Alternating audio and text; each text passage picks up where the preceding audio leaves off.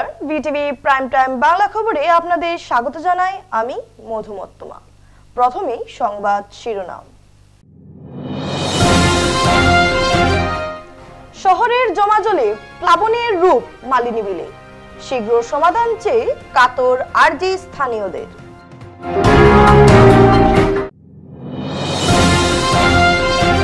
আজ জনপ্লাবনের রূপ নিল সিদ্ধেশ্বর মন্দির প্রাঙ্গণে। বারুণী স্নান ও পিতৃতর্পণ সারলেন লক্ষাধিক ভক্ত।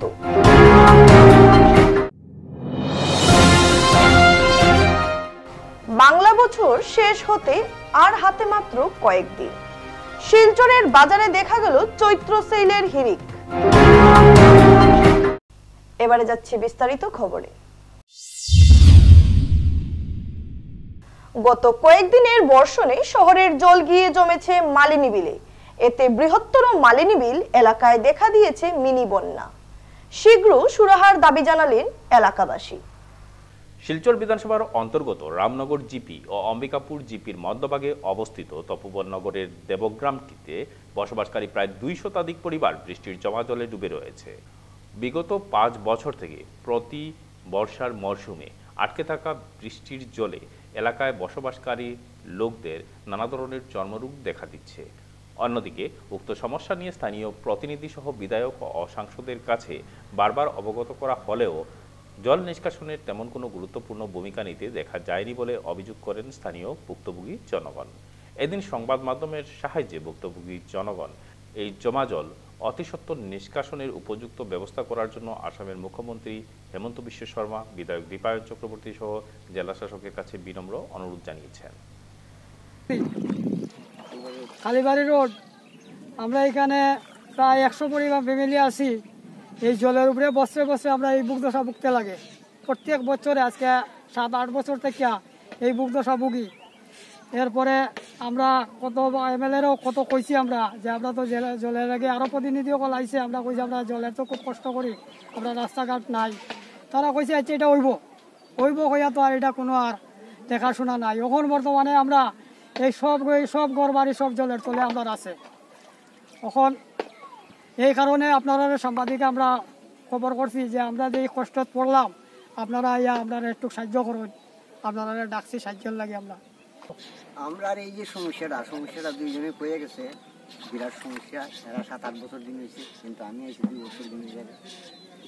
এই সমস্যাটার সমাধানটা এখন টাইম যেটা কইছে আমার বড় ভাই কইছে, ঠিকই কইছে যে আগে ভাবছেন যে নালা আছে, এখন কিন্তু নালার কোনো নির্দিষ্ট পাওয়া যায় না। এই নালাটা আমরা একটা সিদ্ধান্ত পাই যে আমরা যেমন একটু শান্তি পাইতাম, বা এই নালাটা যদি সুশৃঙ্খলা করে দিয়ে যাই তাহলে এটাই আমরা শান্তি, আর কিছু লাগে জমা জলের এটাও প্লাট পাওয়া যায় না কোনো কিছু।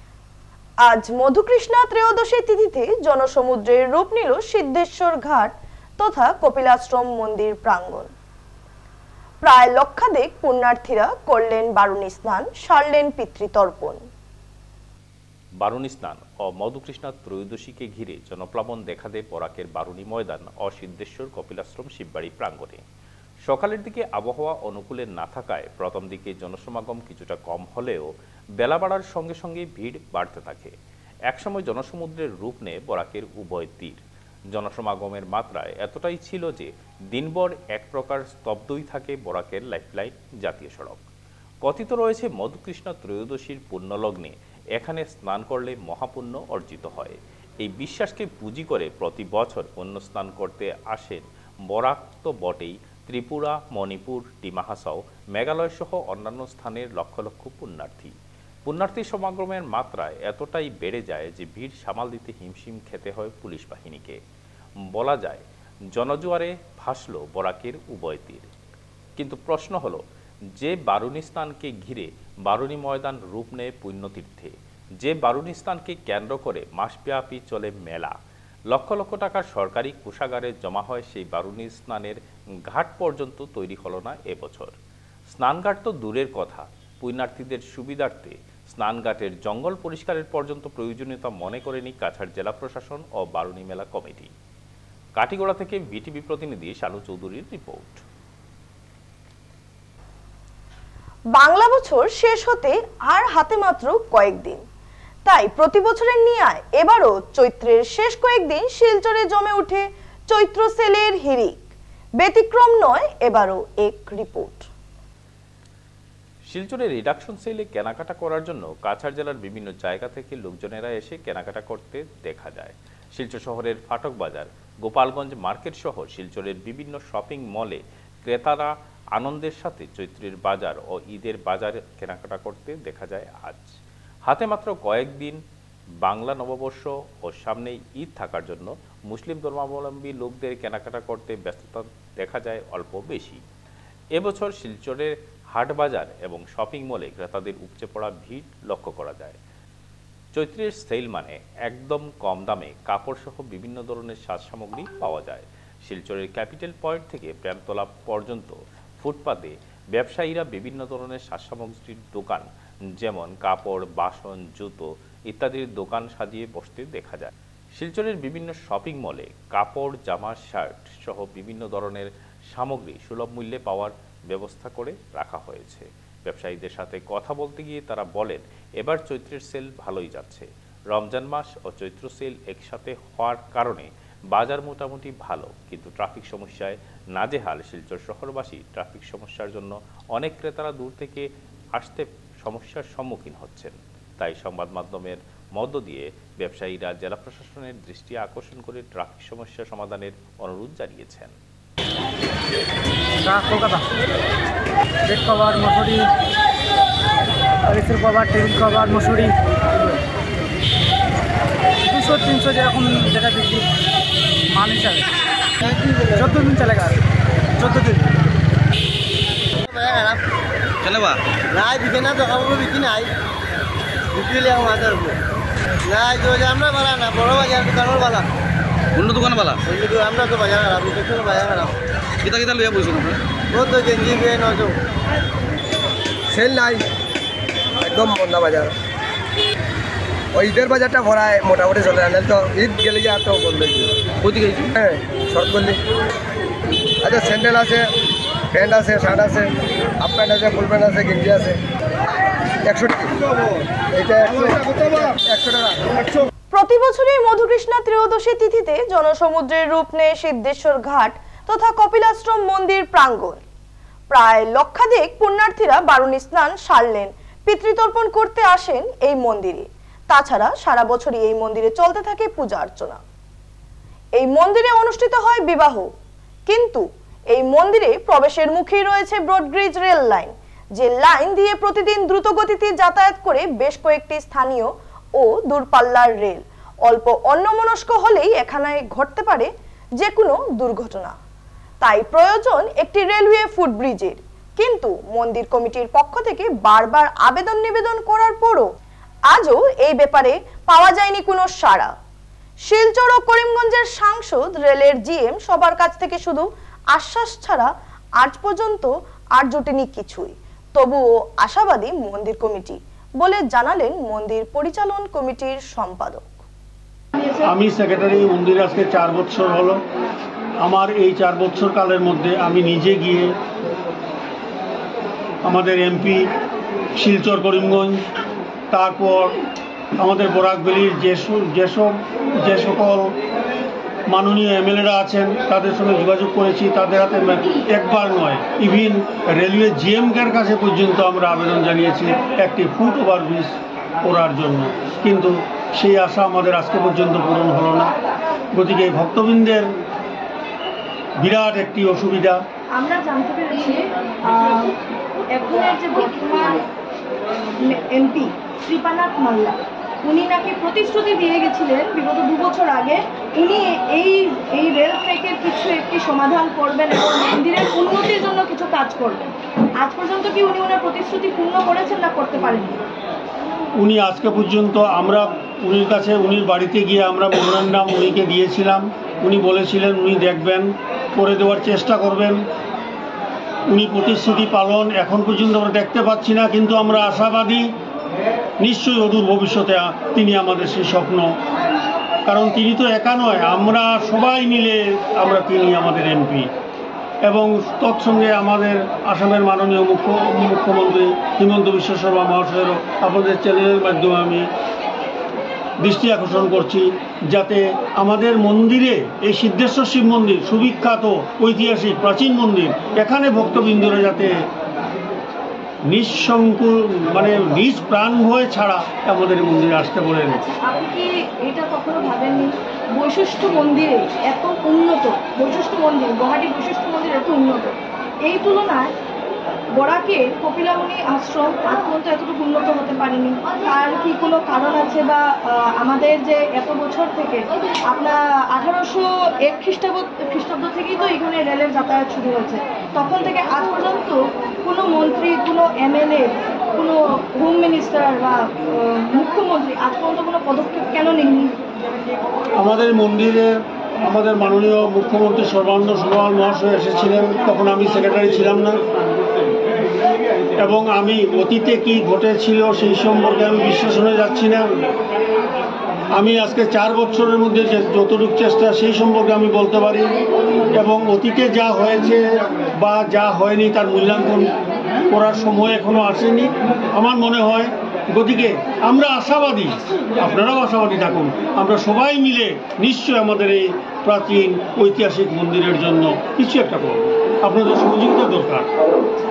এখানে আপনারা কি ফুটওভার ব্রিজ চান? কেন কি এখন যা রেল যেভাবে নিজেকে উন্নত করছে, ভারতীয় রেল যেভাবে নিজেকে উন্নত করছে, তখন আমরা দেখবো এখানে যদি ইলেকট্রিক রেলের সিস্টেম এসে যায় তাহলে তো এখানে ফুটওভার ব্রিজটা হবে না, ফুটওভার ব্রিজ হবে না। তখন তার পরিপ্রেক্ষিতে আপনারা কি চান রেল থেকে বা মুখ্যমন্ত্রীর কাছে আপনাদের কি আবেদন?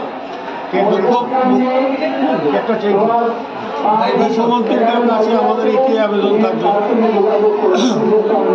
যে ধর্মপ্রাণ মানুষরা যাতে এখন যেমন প্রাণ সংশয় নিয়ে আমাদের মন্দিরে আসে, অভয় চিত্তে যাতে আমাদের মন্দিরে আসতে পারে, যার জন্য ফুটওভার ব্রিজ হোক অথবা রেলওয়ে ট্র্যাককে ডাইভারশন করা হোক, সেটা আমার কথা নয়।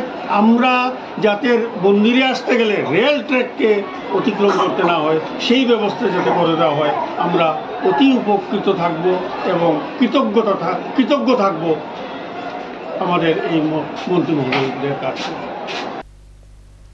বিশিষ্ট জনদের সম্মান জানানোর মধ্য দিয়ে দলের প্রতিষ্ঠাতা দিবস পালন করল বিজেপির পশ্চিম সোনাই মণ্ডল কমিটি।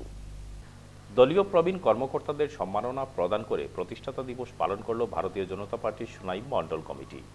শনিবার সোনাই মতিনগর রোডের দলীয় কার্যালয়ে এ নিয়ে আয়োজিত সভায় উত্তরীয়দের বরণ করে ও উপহার সামগ্রী তুলে দিয়ে প্রবীণ কর্মীদের সম্মাননা জানানো হয়। মণ্ডল বিজেপি সভাপতি ভজন সেনের পৌরোহিত্যে সভায় দলীয় কর্মকর্তারা বিজেপির জন্মলগ্ন থেকে আজ পর্যন্ত বিভিন্ন ঘাত প্রতিঘাতের কথা তুলে ধরে দলের উত্থান প্রসঙ্গে আলোচনা করেন। মণ্ডল সভাপতি ভজন সেন দলের বিভিন্ন দিককে তুলে ধরে বক্তব্য রাখেন এবং প্রবীণ কর্মীদের প্রতি শ্রদ্ধা নিবেদন করেন। এছাড়া এদিনের প্রতিষ্ঠাতা দিবস অনুষ্ঠানে বক্তব্য রাখেন সোনাই পৌরসভার চেয়ারপারসন শিলু রানী দাস, দলের মণ্ডলের 2 সহসভাপতি অশোক কুমার গোয়ালা ও রামকৃষ্ণ নাথ, সোনাই পুরসভার ওয়ার্ড কমিশনার বিভু রায় সহ অন্যান্যরা। অনুষ্ঠান পরিচালনা করেন সোনাই পুরসভার ওয়ার্ড কমিশনার তথা মণ্ডলের সম্পাদক দীপু কুমার দাস। এদিনের দলের 44তম প্রতিষ্ঠা দিবসে 53 জন প্রবীণ কর্মীকে সংবর্ধনা জানানো হয়। তো তার মাধ্যমে আমি দল করে আজকে দলের সোনাই মণ্ডলের দায়িত্ব নিভাচ্ছি। কারণ ওনারা যদি থাকতেন না তাহলে সম্ভব আশা আমার মনে হয়েছে যে আমি এইভাবে ভারতীয় জনতা পার্টিতে প্রথম আমার যেমন দাদা সুশীল দা, মণিলাল ধর, সুকেন্দ্র দেব, ওনারা ছিলেন, প্রজিতা রঞ্জন দেব, ওনারা নিজের পয়সা দিয়ে আমাদেরকে চালাতো। যে বলেন তুমি যাও, তোমার গাড়ি ভাড়া দেওয়া হলো, তুমি ওই গ্রামে যাও। তারা এই আর্থিক দোয়ার করে আজকে এই সোনাই মণ্ডল প্রতিষ্ঠিত হয়েছে। তারা অনেক অবদান। আমরা যতদিন থাকবো পুরানা যারা আছেন। সোনাই নিত্যগোপাল হায়ার সেকেন্ডারি স্কুলের স্থান পরিবর্তন নিয়ে নিজের প্রতিক্রিয়া ব্যক্ত করলেন ডাক্তার এম শান্তিকুমার সিংহ। সিদ্ধান্তের করলেন ঘোর বিরোধিতা। সোনাই নিত্যগোপাল উচ্চতর মাধ্যমিক বিদ্যালয়ে স্থানান্তর করার প্রক্রিয়ার তীব্র নিন্দা জানালেন কংগ্রেস নেতা ডক্টর এম শান্তিকুমার সিংহ। তিনি এ নিয়ে প্রতিক্রিয়া ব্যক্ত করতে গিয়ে জানান, ঐতিহ্যবাহী এই স্কুল বদলীকরণের কোনো অবস্থায় মেনে নেওয়া যাবে না। স্কুল যেখানে আছে নতুন ভবন এখানেই নির্মাণ করতে হবে। কোনো আলোচনা না করে এভাবে স্কুল স্থানান্তরিত করার তীব্র নিন্দা ও ধিক্কার জানান শান্তিকুমার সিংহ। সোনাই নিত্যগোপাল হায়ার সেকেন্ডারি স্কুলকে স্থানান্তরিত করার জন্য যে চক্রান্ত চালানো হইতেছে সেটা অতি দুঃখজনক এবং অতি নিন্দনীয়। আমি এই স্কুলের একজন প্রাক্তন ছাত্র। 1986 সালে আমি এই স্কুল থেকে ম্যাট্রিক দিয়েছি। আমাদের সোনাই অঞ্চলের গৌরব, এই আমাদের সোনাই অঞ্চলের আবেগ, এই নিত্যগোপাল হায়ার সেকেন্ডারি স্কুলকে কোনো মতে স্থানান্তরিত করতে আমরা দেব না। সেটার জন্য গণজাগরণের দরকার রয়েছে। আমাদের সোনাই অঞ্চলের প্রত্যন্ত গ্রামে যারা রয়েছে সবাই আসুন, সবাই সম্মিলিতভাবে আমরা মিলে গণতান্ত্রিক উপায়ে আমরা আন্দোলন করি এবং সেই সরকারের জনবিরোধী নীতি, শিক্ষা বিরোধী নীতি, যেভাবে ওরা ইচ্ছা মতো আমাদেরকে পঙ্গু করার জন্য চেষ্টা চালাচ্ছে, সেইটার প্রতি আমরা রুখে দাঁড়িয়ে সোনাই নিত্যগোপাল হায়ার সেকেন্ডারি স্কুলকে তার নিজ স্থানে থাকতে দিন এবং সেই স্থান থেকে যাতে স্থানান্তরিত করতে না পারে সেইটার জন্য আমরা গণদাবি করে গণতান্ত্রিক উপায়ে রাস্তার মধ্যে দাঁড়িয়ে আমাদের সরকারের প্রতি আমাদের একটা শিক্ষা দেওয়া উচিত। শেষ করার আগে সংবাদ শিরোনাম আরো একবার। শহরের জমাজলে প্লাবনের রূপ মালিনী বিলে, শীঘ্র সমাধান চেয়ে কাতর আরজি স্থানীয়দের।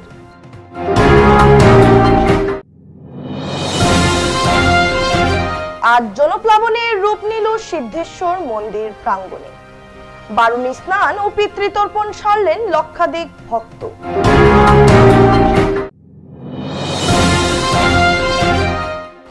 বাংলা বছর শেষ হতে আর হাতে মাত্র কয়েকদিন। শিলচরের বাজারে দেখা গেল চৈত্র সেলের হিড়িক। ভিটিভি প্রাইম টাইম বাংলা খবর আজ এই পর্যন্তই। নমস্কার।